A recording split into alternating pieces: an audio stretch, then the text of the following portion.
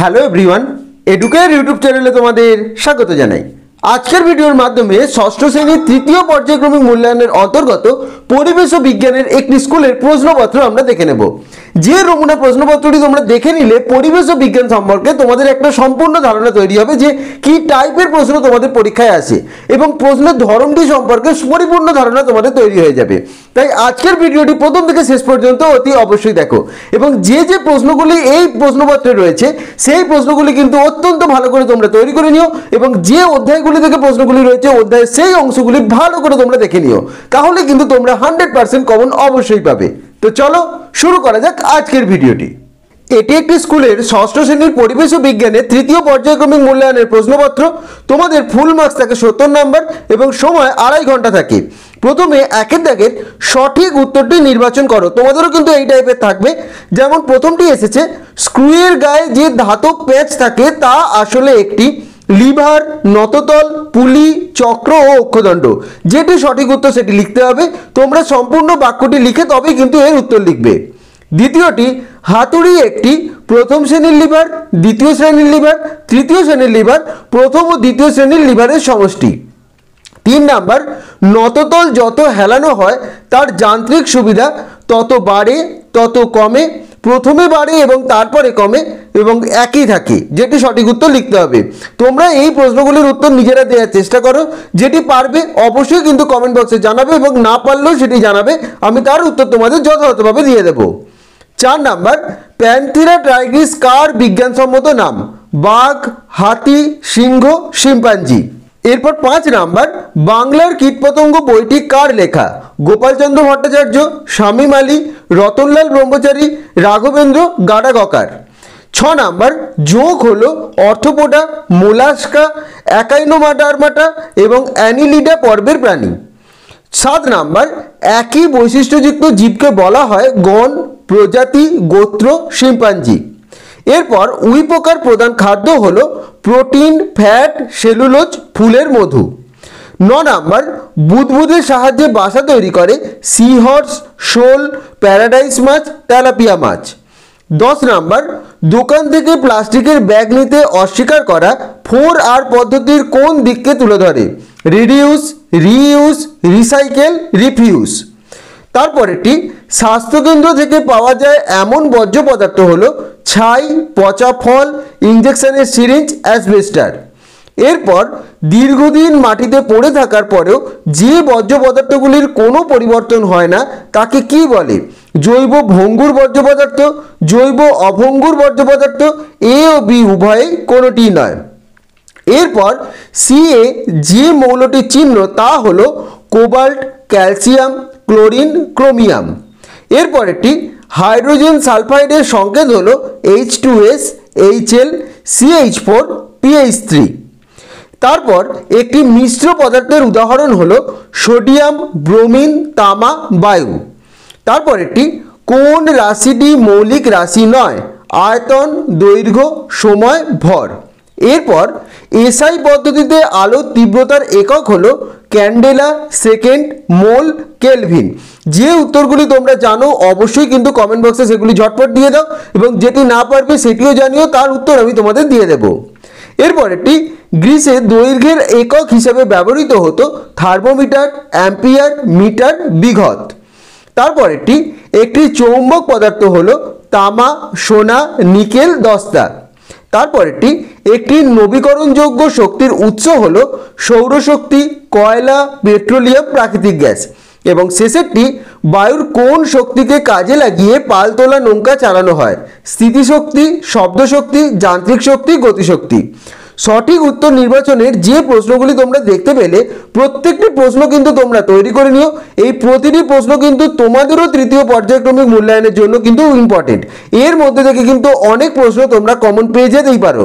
তাই এই প্রশ্নগুলির মধ্যে কোনো প্রশ্ন কিন্তু তোমরা বাদ দিও না, অবশ্যই কিন্তু তৈরি করে নিও। এরপর 2 দাগের সংক্ষিপ্ত উত্তর দাও যে কোনো 14টি। প্রথম প্রশ্ন, তারাবাজি ফাটালে কোন শক্তি কোন শক্তিতে রূপান্তরিত হয়? 2 নাম্বার, শূন্যস্থান পূরণ করো। PCl5 এর পুরো নাম কি?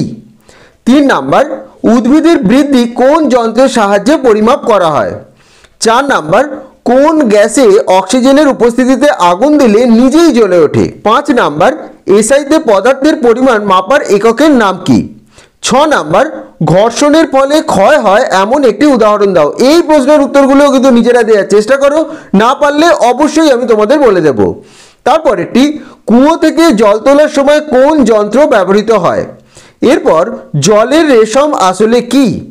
9 নাম্বার, সুপুরি কাটার জাতি কোন শ্রেণীর লিভার? 10 নাম্বার, ঠিক বা ভুল লেখো, অর্থাৎ বাক্যটি লিখে সেটি ঠিক হলে পাশে ঠিক লিখতে হবে এবং ভুল হলে ভুল লিখতে হবে। ছত্রাক নিজের খাবার নিজে তৈরি করতে পারে। তারপরেরটি, শূন্যস্থান পূরণ করো। চাষের জমি থেকে পাওয়া একটি বজ্র হলো ড্যাশ। তারপর, তিমির শাহ সঙ্গটির নাম কি? এরপর, নেকটার কি? এবং তারপরেরটি, একটি গুপ্তবীজী ও একটি দ্বিবীজপত্রী উদ্ভিদের নাম লেখো। এবং শেষেরটি, চটের তৈরি ব্যাগ কী ধরনের বর্জ্য পদার্থ? এই প্রশ্নের উত্তরগুলি 1 নম্বরের এসেছে। তোমরা কিন্তু এই প্রশ্নগুলিও ভালো করে তৈরি করে নিও। এই প্রশ্নগুলির মধ্যেও কিন্তু অনেক প্রশ্ন তোমরা কমন পেয়ে যেতেই পারো। প্রশ্নগুলির মধ্যে কোনো প্রশ্ন কিন্তু তোমরা বাদ দিও না, উত্তরগুলি নিজেরা দেওয়ার চেষ্টা করো, না পারলে অবশ্যই বলে দেবো। এরপর 3 দাগের একটি বা দুটি বাক্যে উত্তর দাও যে কোনো 7টি। প্রথমটি, পরিশ্রুত ও অবশেষ কাকে বলে? 2 নাম্বার, টেবিলে আটকানো স্প্রিংয়ের ওপর একটি ক্যাম্বিস বল রেখে বলশোদ্ধ স্প্রিংটিকে জোরে চেপে সংকুচিত করা হলো, তারপর হাত সরিয়ে নেওয়া হলো। কি ঘটবে এবং কেন ঘটবে তা ব্যাখ্যা করো। 3 নাম্বার, কার্বনের দুটি ধর্ম লেখো। 4 নাম্বার, আয়তন কাকে বলে? তরল পদার্থের আয়তন মাপার জন্য যে পাত্রটি ব্যবহার করা হয় তার নাম কি? এই প্রশ্নগুলিও কিন্তু ইম্পর্টেন্ট, তোমরা কিন্তু বাদ দিও না। 5 নাম্বার, একটি দ্বিতীয় শ্রেণীর লিভারের রেখচিত্র অঙ্কন করো। 6 নাম্বার, ফার্ন জাতীয় গাছেদের দুটি বৈশিষ্ট্য লেখো। তারপর 7 নাম্বার, সাপের বিষ প্রাণীদের কোন কোন তন্ত্রকে আঘাত করে? এবং 8 নাম্বার, তোমার চারপাশে যে কোনো দুটি বর্জ্য পদার্থের নাম লেখো যা আবার কাজে লাগাতে পারো। এই প্রশ্নগুলি অবশ্যই করে নিও, এই প্রশ্নগুলিও কিন্তু তোমাদের জন্য ইম্পর্টেন্ট।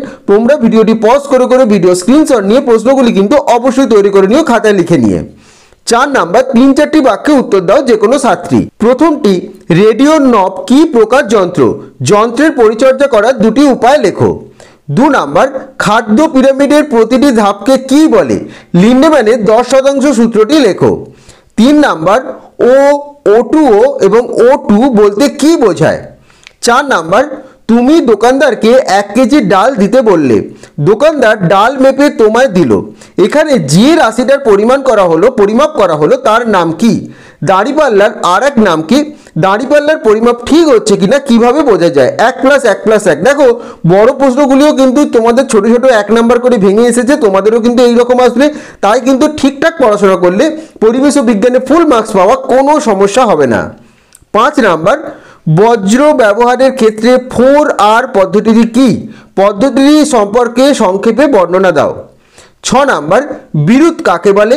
তারা মাছ কোন পর্বভুক্ত প্রাণী? এই পর্বের একটি বৈশিষ্ট্য লেখো। এরপর, কোন মশার কামড়ের সঙ্গে ডেঙ্গির জীবাণু শরীরে ঢুকে পড়তে পারে? এই মশাদের দুটি বৈশিষ্ট্য লেখো। এবং শেষ প্রশ্ন, চাষি পিঁপড়েদের প্রিয় খাবার কি? লাল পিঁপড়ে ও কালো পিঁপড়েদের মধ্যে কারা বেশি বুদ্ধিমান? পিঁপড়ে সমাজে কোন প্রকার পিঁপড়ের গুরুত্ব খুবই কম? এই প্রশ্নগুলি এসেছে তোমাদের 3য় পর্যায়ক্রমিক মূল্যায়নের পরিবেশ ও বিজ্ঞানে। তোমরা কিন্তু এই সমস্ত প্রশ্নগুলি অবশ্যই তৈরি করে নিও। এই প্রশ্নগুলি তৈরি করে নিলে তোমাদের কিন্তু পরিবেশ ও বিজ্ঞান নিয়ে কোনো সমস্যা থাকবে না এবং এই প্রশ্নগুলির মধ্যেও কিন্তু তোমরা অনেক প্রশ্ন কমন পেয়ে যাবে। এবং যে অধ্যায়গুলির যে অংশ থেকে এই প্রশ্নগুলি এসেছে সেই অংশগুলি কিন্তু অত্যন্ত ভালো করে তোমরা দেখে নিও, সেই অংশগুলি কিন্তু ভালো করে পড়ে নিও, সেখান থেকেও কিন্তু অবশ্যই তোমরা কমন পাবে। তোমরা ভিডিওটি পজ করে করে প্রশ্নগুলি খাতায় লিখে নাও এবং প্রশ্নগুলি স্ক্রিনশট নিয়ে অবশ্যই তৈরি করে নাও। যে প্রশ্ন না পারবে অবশ্যই আমাকে জানাও, আমি তার উত্তর তোমাদের যথাযথভাবে দিয়ে দেবো। প্রশ্নগুলি তোমাদের 3য় পর্যায়ক্রমিক মূল্যায়নের জন্য ভীষণ গুরুত্বপূর্ণ। তো আশা করছি আজকের ভিডিওটি তোমাদের ভালো লেগেছে এবং আজকের ভিডিওর মাধ্যমে ষষ্ঠ শ্রেণীর পরিবেশ ও বিজ্ঞানের তৃতীয় পর্যায়ক্রমিক মূল্যায়নের একটি নমুনা প্রশ্নপত্র তোমরা দেখলে। যে প্রশ্নগুলি এই প্রশ্নপত্রে রয়েছে অত্যন্ত ভালো করে তৈরি করে নাও, এগুলিও তোমাদের থার্ড ইউনিট টেস্টের জন্য কিন্তু ভীষণ গুরুত্বপূর্ণ। যদি এই ভিডিওটি নিয়ে কোনো প্রশ্ন থাকে বা যদি তোমাদের কোনো কোয়েশ্চেন নিয়ে পূর্ণ প্রশ্ন থাকে, অবশ্যই কিন্তু আমাকে কমেন্ট করে জানাবে, আমি তার উত্তর তোমাদের যথাযথভাবে দিয়ে দেবো। এবং ভিডিওটি ভালো লেগে থাকলে অবশ্যই ভিডিওটি লাইক এবং শেয়ার করে দেবে এবং চ্যানেলটি অবশ্যই সাবস্ক্রাইব করে দিও। সকলে ভালো থেকো।